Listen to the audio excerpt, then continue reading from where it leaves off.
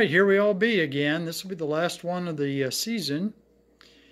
And of course, we have those old Canada coins. There's a 69. It's beautiful. And look at that one, a 62. Lovely coins. And this one, let me see, I don't want to get a better shot. A little glare there. I couldn't read it. It's a newer one. It's all scabbed off in the back. And there's a 99. And then an 89. So I will put those in my jar for my neighbor gentleman who journeys to Canada quite often. As far as the wheats, we'd made out really well. Now, as far as the wheats, we made out pretty well this week. There's a 44 with a chip in it. And there's another 44. There's a 55 plain. A 58D. A 55D. I don't see any doubling on it. Maybe you can. It can be kind of faint. And there's a 56, a 44, and another 56 plain. Then we had this 35 for an oldie. Well, we had another 58D. And then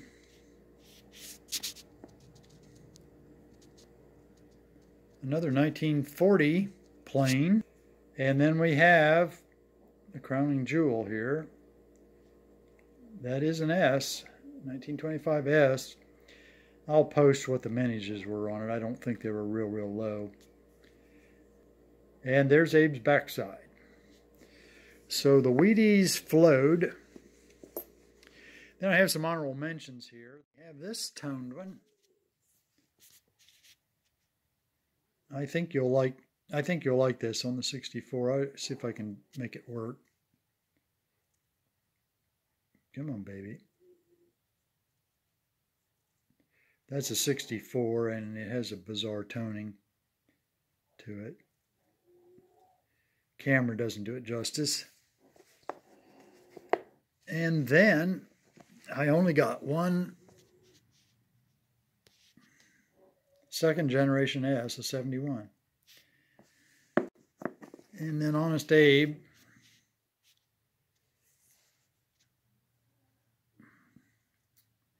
And then I got 109 of Lincoln in his early years. We did get quite a few collectibles here. Now, the rumor has it that coin collectors are throwing some of their coins into circulation to try to stimulate people to collect coins. I don't know whether that's true, and I don't even remember who told me. So there's a wonderful 70S, and then a 71D, 75 plain,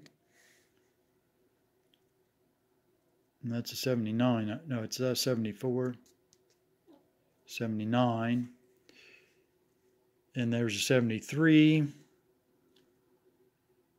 There's a 69D.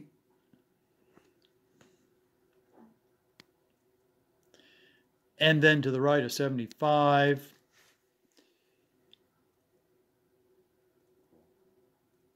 And then I put I believe it's a 98 in there. Somebody just must have tossed that in because you can see it's almost uncirculated, a few little scratches.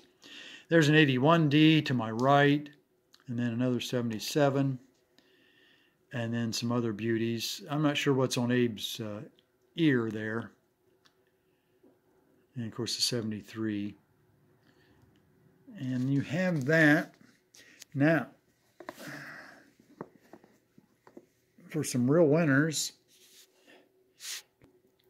There's a 1960D. And as you can see, as I rotate it, it does still have cartwheel on it. And now look at this. This is a year older. It's a 1959 memorial. Not quite as nice as the 60, but it is truly a keeper for a collector.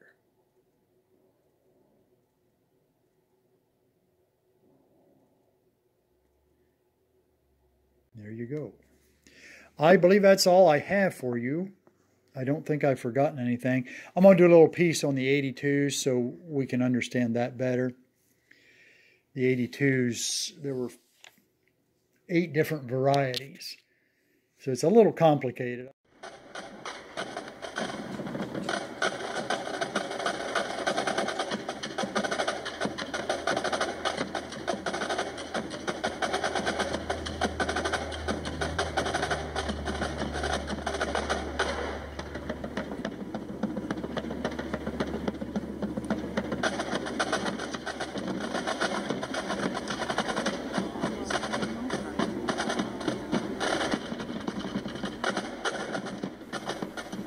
We have an article here from the U.S. Coins, and the article is directed at the 7 different varieties of the 1982 Lincoln Memorial cents. And it's how to tell the large date versus the small date, the copper versus the zinc, and current values. It's kind of a hard thing. I know when I did my coin book, I think I got it right, I don't know. So, anyway. Let's go ahead and look at the article. For Lincoln cents, 1982 was a landmark year. The U.S. Mint had the most significant switch in the composition of circulating coinage since 17 years earlier, when silver was removed from the U.S. dime and quarter, drastically reducing it in the half dollar. In 1982, the value of copper actually began to exceed the face value of the cent. For well over a century, except for certain short composition changes as seen with the 42 steel and the shell case cents of 1944 and 1946, the U.S. Mint had been striking cents which used a composition of 95% copper, and then 5% zinc and tin in there. Everything changed with a nearly complete reversal in copper prominence in cents during 1982. When the U.S. Mint started striking cents with a core comprised of 99.2% zinc and 0.8% copper, along with a thin outer coating of pure copper. Starting in 1982, copper now comprised just 2.5% of the total metal content of the new Lincoln cents.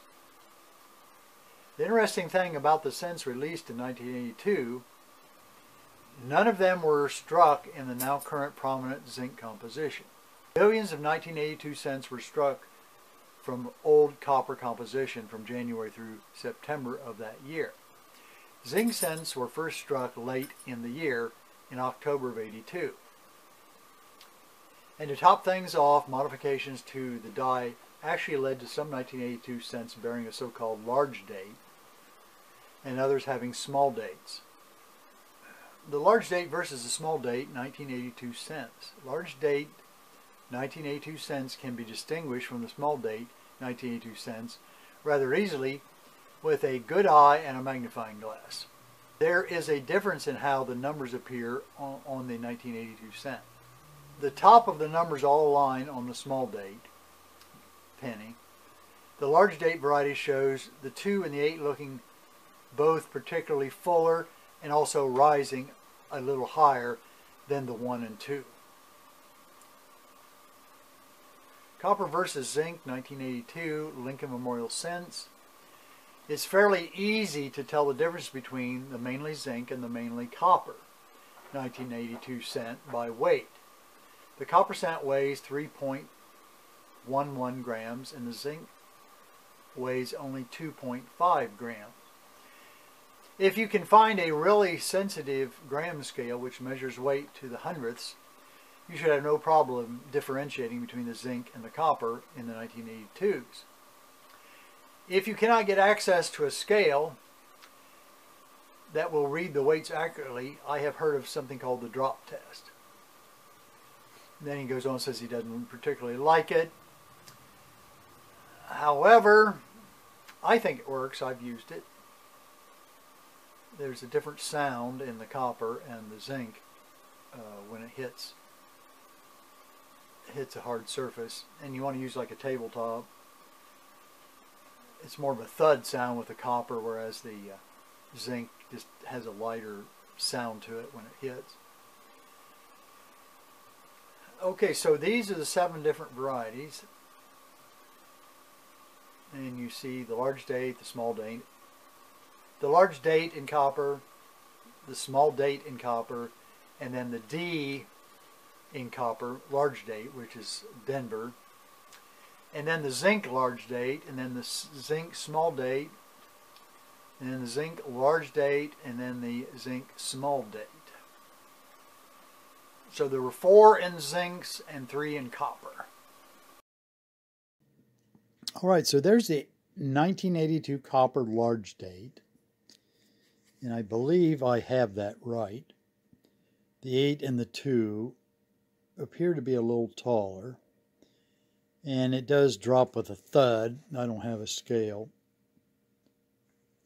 And then we'll move over here. This is the small date copper in the Philly.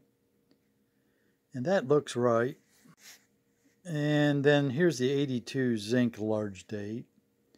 You take a look, see what you think. And then the zinc small date, it's obviously smaller. Then the 82D of the Denver, and that's the large date in copper. And here's the D zinc large date. And then we come over here, and there's the small date zinc. So 7 different varieties. So I hope that clears up a little bit of the mystery. I've kind of refreshed my memory on it now, so it doesn't seem as complicated. Well, thank you for being with us. Appreciate it. I hope you'll plan to join us next season for Drama in the Dirts, Nickel Box Tuesday / Penny Box. I appreciate the viewership. I'm using Daisy's head as a rest there. You want to be a book rest? I may take a little time to go through them again just to check, make sure I have it right.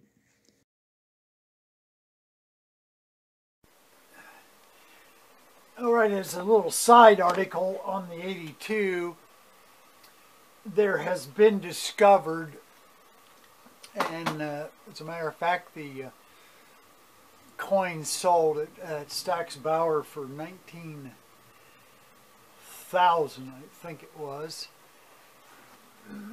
But it is rumored that you might be able to find a small date, a 1982 small date D mintage, Denver, and it would be a full copper strike.